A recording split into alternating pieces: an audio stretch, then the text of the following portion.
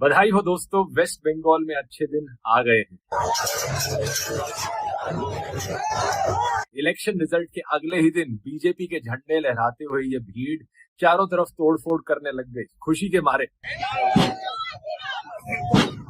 मारो मारो मारो। ये सब जला चुका है। तो ये रूबी जितने भी उपद्रव, प्रोटेस्ट, ये सब चीजें होती है ना, ये उन लोगों के लिए अच्छा होता है जो फ्री होते हैं, जिनके पास में कोई काम नहीं है।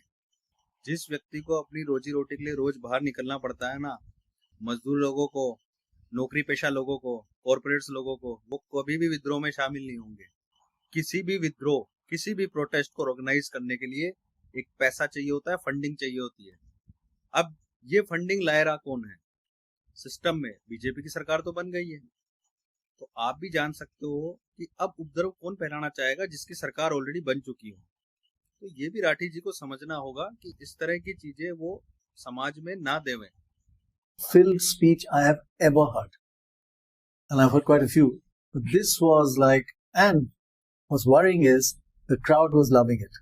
21 राज्यों में अब बीजेपी की सरकार है, लेकिन कभी भी आपको इनके भाषणों में ये नहीं सुनने को मिलेगा कि देखो 15 सालों से हम मध्य प्रदेश में है, हमने मध्य प्रदेश के सरकारी स्कूल कितने अच्छे कर दिए। 10 सालों से हम हरियाणा में है, देखो हमने हरियाणा के सरकारी अस्पताल कैसे कर दिए। कभी नहीं बोलेंगे ये सभी, क्योंकि सारी की सारी इलेक्शन ये सिर्फ और सिर्फ हिंदू मुसलमान के नाम पर लड़ते हैं। तो अब आप रिटर्न में भी यही एक्सपेक्ट कर सकते हो कि इनके अनपढ़ अनभक्तों को आजादी मिलेगी मस्जिदों के सामने नाचने की, जय श्री राम के नारे लगाने की, मुसलमान बुजुर्गों के सामने, मुसलमान दुकानदारों को हरास करने की जगहों।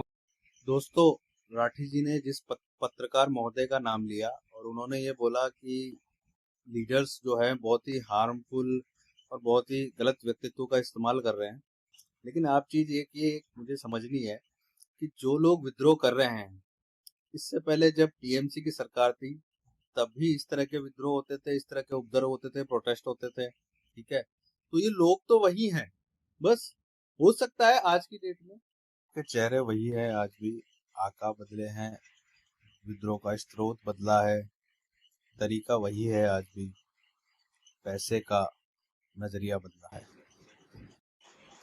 वंदे मातरम दोस्तों, कैसे हैं आप सब?